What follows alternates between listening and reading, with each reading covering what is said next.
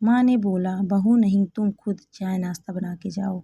सुन रहे हो, मेरे पैरों में और कमर में बहुत दर्द है। जरा विनी का डायपर तो उठा लाना उस कमरे की टेबल से। मैं ऑफिस से थका हुआ आता हूँ, मेरे पास टाइम नहीं है, मुझे आराम चाहिए। तुम घर में रहकर बीमार पड़ जाती हो। नहीं होता विनी का काम तुमसे तो किसी को अपने मायके से बुला लो। बेड पर लेटे हुए फोन चलाता हुआ राशि का पति मोहित बोला, अभी 1 महीने पहले ही राशि के ऑपरेशन से बेटी हुई है, उसे जरा भी आराम नहीं मिल पाया। सास और उसकी माँ आई थी कुछ दिन के लिए, तंगा बांधते ही चली गई। बेचारी राशि पूरा दिन अकेले ही बेटी को संभालती है, घर के काम करती है, पूरी रात तो बेटी जगाती है, सुबह सोती है तो राशि को भी नींद लग जाती है, पर बेचारी सुबह भी कहाँ सो पाती है। पति देव की 8 बजे ऑफिस के लिए निकलना होता है, उनका नाश्ता खाना तैयार करती है, तब तक बिटिया रानी उठ जाती है। एक बार बुखार आ गया था राशि को तो राशि ने कहा, आज आप अपनी कैंटीन में खाना खा लेना। पति मोहित गुस्से में बोला, तुम्हें क्या शादी करके आराम करवाने के लिए लाया हूँ? अगर मुझे बाहर ही खाना है तो तुम्हारे होने का क्या फ़ायदा? सामान पैक करो, चली जाओ घर। बेचारी राशि सर पर कपड़ा बांध उठी थी, बनाया था बीच बीच में बैठ बैठ कर खाना उसने। जब बेटी रात को ज़्यादा रोती है तो मोहित झुंझला कर अपना तकिया उठा दूसरे कमरे में अंदर से बंद कर चादर तान कर सो जाता है।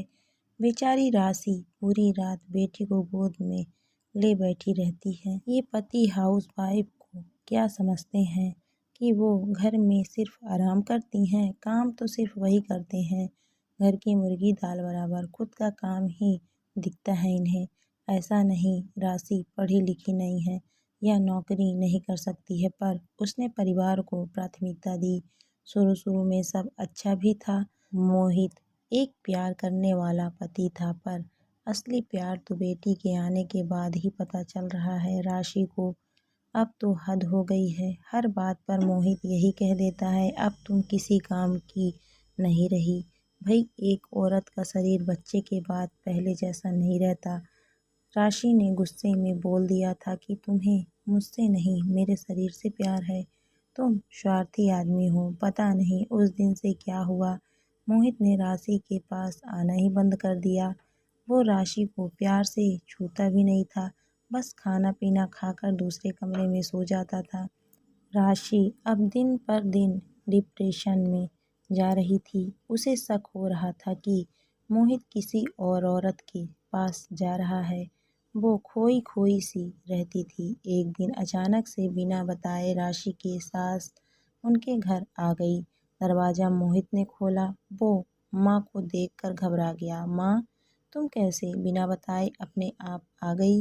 ना राम राम, ना हाल चाल, ना पैर छुए। क्या हो गया है तुझे रे? क्या मुझे अपने घर आने के लिए भी उससे पूछना पड़ेगा? अरे नहीं माँ, वो तुम कभी अकेले ऐसे आई नहीं ना, इसलिए पूछा। मोहित ने माँ के पैर छुए। तभी राशि भी बिनी को गोद में लिए आई। सास के पैर छूने वाली थी, तभी सास अनुपमा जी ने बिनी को गोद में ले लिया। ले बहू, अब पैर छू। सभी लोग अंदर आ सोफे पर बैठ गए। 2 महीना हो गए, तुम दोनों में से किसी ने फ़ोन नहीं किया। तेरे पापा बोले कि तू देख कर आ कि सब सही तो है वहाँ। मुझे खेत का काम है, मुझे बस में बैठा दिया, आ गई मैं। ठीक है माँ, अच्छा हुआ आ गई, मोहित बोला। अनुपमा जी राशि को गौर से देखने में लगी थी। जब से वो आई थी राशि ने एक शब्द भी नहीं बोला।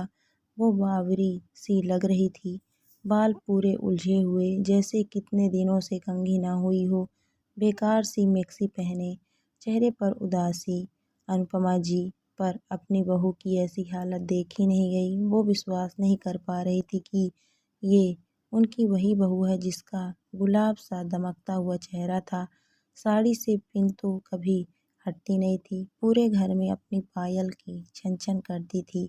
अनुपमा जी राशि से बोली, मेरी बच्ची, तूने अपना ये क्या हाल बना लिया है। मोहित गुस्से में बोला, माँ इसका ड्रामा तो चलता रहता है, कुछ नहीं करती, देखो कैसी पागलों सी रहती है। आप इस पर ध्यान मत दो। राशि, माँ के लिए चाय तो बना दो या ऐसे ही बैठी रहोगी। राशि उठने ही वाली थी, सासू माँ बोली, तू बना जाकर चाय, सुबह का नाश्ता भी तू ही बनाया कर।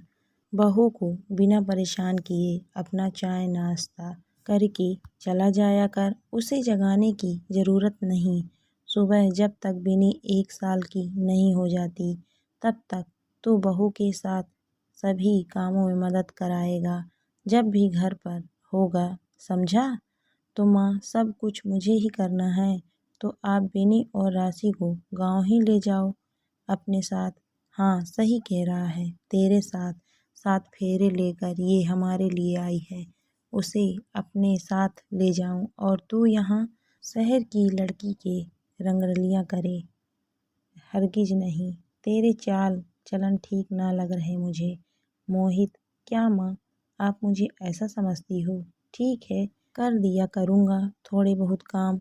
मोहित सक पकाता हुआ बोला, वैसे तो मैं भी कहीं ना जा रही, जल्दी यहीं रहूँगी, अपनी लाडो की मालिश करूँगी, उसकी देखभाल करूँगी। गांव में बड़की बहू संभाल ही रही है। उसी दिन से सास अनुपमा जी ने पूरे घर की कमान अपने हाथ में ले ली। राशि को आराम करने का पूरा समय देती, बिनी को खुद संभालती। मोहित के स्वभाव में भी पहले से काफ़ी बदलाव आ गया था। राशि भी डिप्रेशन से बाहर आ रही थी। बहू, ये जो आदमी होता है ना, भौरे के स्वभाव का होता है, उसे एक ही डाल पर बने रहने के लिए पत्नी को ही समझदारी से काम लेना पड़ता है। एक उम्र के बाद पति पत्नी का प्यार सुंदरता या बाहरी आकर्षण का मोहताज नहीं रह जाता। इसीलिए तू सजी धजी रहा कर, तैयार हो जा। आज मोहित के साथ फिल्म देख आ रहा होगा वो, बिन्नी को मैं देख लूँगी और बाहर ही खाना खाना मेरे लिए तो रखा है। राशि फूट कर माँ जी के सामने रो पड़ी, उनके सीने से लग गई हूँ। जा पगली, अब तैयार हो। राशि सुंदर सी गुलाबी रंग की साड़ी पहने बहुत ही खूबसूरत लग रही थी। मोहित राशि के चेहरे से नज़र ही नहीं हटा पा रहा था। दोनों लोग हाथों में हाथ डाले चल दिए। अनुपमा जी के चेहरे पर मुस्कान आ गई। मोहित ने राशि से अपने बीते समय के व्यवहार के लिए माफ़ी मांगी। अब रात में भी कई बार अनुपमा जी बहाना बना देती है कि लाडो के बिना मुझे नींद नहीं आती, मेरे पास ही सुला दे बहू। मोहित और राशि को भी अब अपने पति पत्नी के रिश्ते के लिए समय मिल जाता है। सही बात है, घर का बड़े बूढ़े घर की नींव होते हैं, इनके होते हुए कोई परिवार बिखर नहीं सकता।